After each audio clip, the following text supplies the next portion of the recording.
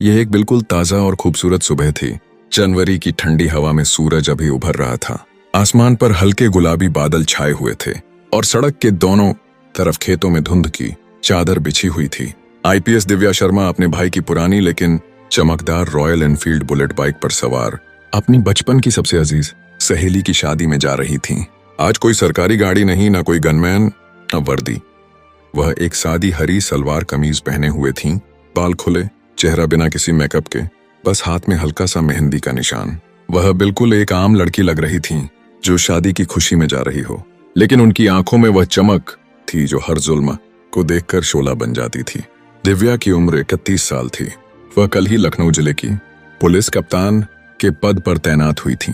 वह जानबूझकर आज वर्दी नहीं पहनी थी क्योंकि वह देखना चाहती थी कि आम लोगों के साथ सिस्टम कैसा सलूक करता है। रास्ते में वह सोच रही थी, आज एक दिन तो आराम से गुजर जाए, बस परी की खुशी में शामिल हो जाऊं। कोई तनाव नहीं, कोई केस नहीं। बाइक तेज चल रही थी, हवा बालों में खेल रही थी और दिव्या मुस्कुरा रही थी। लेकिन किस्मत को कुछ और ही मंजूर था। जैसे ही वह लखनऊ आगरा हाईवे पर पहुंची, दूर से ही एक बड़ा पुलिस बैरिकेड नजर आया। कई गाड़ियों और बाइकों की लंबी कतार लगी हुई थी। लोग घबराए हुए थे। एक ट्रक ड्राइवर मिन्नतें कर रहा था, एक महिला रो रही थी, एक बूढ़ा आदमी हाथ जोड़कर खड़ा था। पुलिस वाले चेकिंग के नाम पर लोगों को जलील कर रहे थे, पैसे मांग रहे थे, गालियां दे रहे थे। बैरिकेड के बिल्कुल सामने इंस्पेक्टर विक्रम सिंह खड़ा था। लंबा कद, मोटा शरीर, वर्दी पर तारे चमकते हुए, लेकिन चेहरे पर लालच और घमंड की ऐसी चमक की दूर से ही नजर आ रही थी। वह अपने सिपाहियों को हुक्म दे रहा था, जल्दी करो, जो पैसे न दे उसे जीप में डालो। आज का दिन अच्छी कमाई का है, जाया मत करो। विक्रम सिंह जिले का सबसे बदनाम इंस्पेक्टर था। सालों से वह लोगों को लूटता था, झूठे केस बनाता था, गरीबों पर जुल्म करता था। उसकी ऊपर तक पहुंच थी, एसएसपी तक, इसलिए कोई उसका कुछ नहीं बिगाड़ सकता था। जब दिव्या की बुलेट बाइक करीब आई, विक्रम ने हाथ उठाकर रोक लिया। उसकी आंखों में शिकार देखने वाली चमक थी। अरे ओ लड़की, रुक जा रुक जा, बुलेट बाइक पर बैठी है, हेलमेट नहीं, तेज चला रही है, रुकना पड़ेगा। दिव्या ने खामोशी से बाइक रोकी, एक तरफ लगाई और उतर गई। विक्रम करीब आया, ऊपर से नीचे तक घूर कर देखा, जैसे कोई चीज दाम लगा रहा हो। कहाँ जा रही है मैडम? शादी में। वाह वाह, ईद का जश्न मनाने चल पड़ी हो, उसने तंज भरे लहजे में कहा। हेलमेट कहाँ है? बाबा जी आएंगे पहनाने। बाइक तो हवा में उड़ रही है, चालान तो बनेगा भाई। उसने जेब से चालान की किताब निकाली, लेकिन उसकी नजरें दिव्या की जेब, बैग और चेहरे पर थीं। दिव्या समझ गई कि यह ड्रामा चालान का नहीं, पैसों और बेइज्जती का है।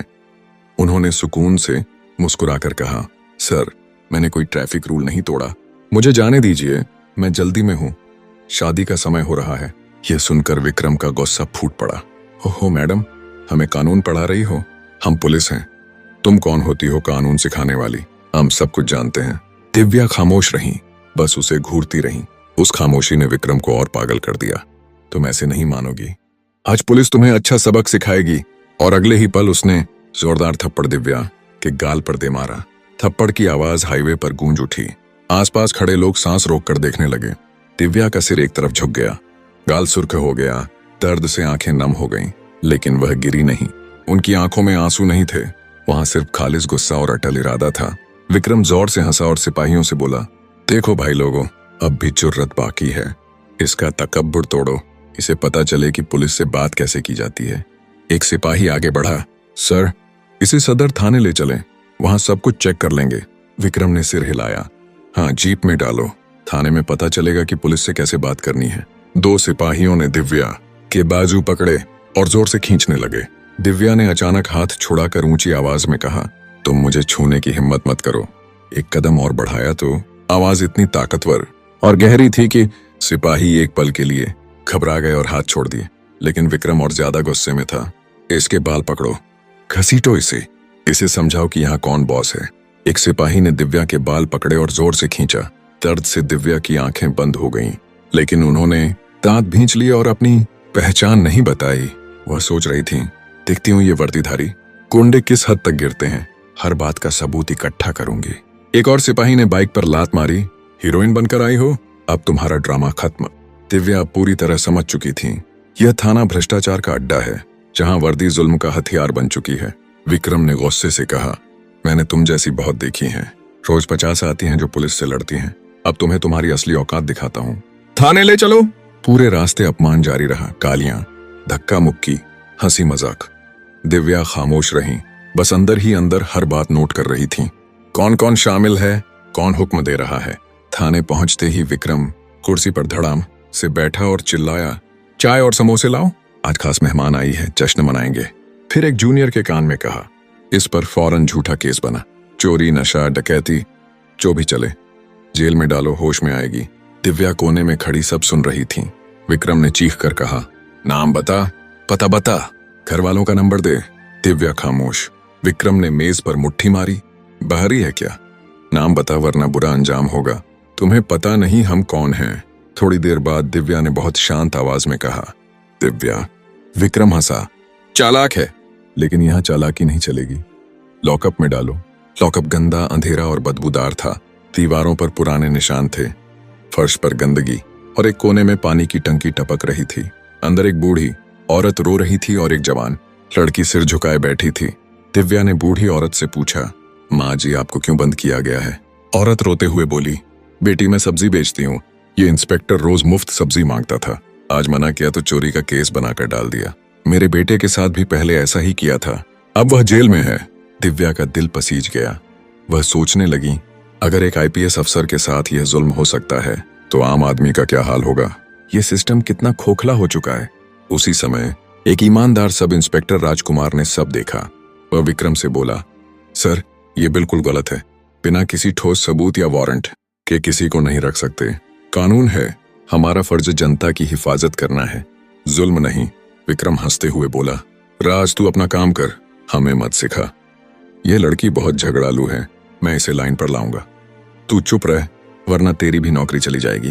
राज बेबस खड़ा रह गया, दिल में दर्द था। इत्तेफाकत से उसी समय डीएम राजेश वर्मा अचानक सरप्राइज चेक के लिए थाने पहुंच गए। एक छोटा अनाथ बच्चा जो थाने के बाहर खेल रहा था दौड़ता हुआ आया। सर, बड़ी गाड़ी आई है। डीएम साहब आ गए। विक्रम का चाय का कप हाथ से गिरकर टूट गया। उसका चेहरा सफेद पड़ गया। डीएम अंदर आए। उनकी नजर सीधे लॉकअप पर गई। उन्होंने सख्त आवाज में पूछा, यह क्या तमाशा है? रजिस्टर कहाँ है? सारे केसों की फाइलें दिखाओ। यह लड़की कौन है? विक्रम पसीना बहाते हुए बोला, सर कुछ नहीं, एक आम लड़की हंगामा कर रही थी, हम चेकिंग कर रहे थे। डीएम की नजर दिव्या पर पड़ी। वह चौंक गए, आंखें फैल गईं। मैडम आप इस हालत में? बाल खींचे हुए, गाल लाल, सब हैरान थे। डीएम, इस लड़की को इतनी इज्जत क्यों दे रहे हैं? डीएम ने मेज से एक फाइल उठाई जिसमें दिव्या पर झूठा 420 और चोरी का केस दर्ज था। वह गुस्से से लाल हो गए और फाइल विक्रम के मुंह पर दे मारी। शर्म नहीं आती तुम्हें? ये तुमने क्या किया है? जानते भी हो ये कौन है? विक्रम की बोलती बंद हो गई, घुटने कांपने लगे।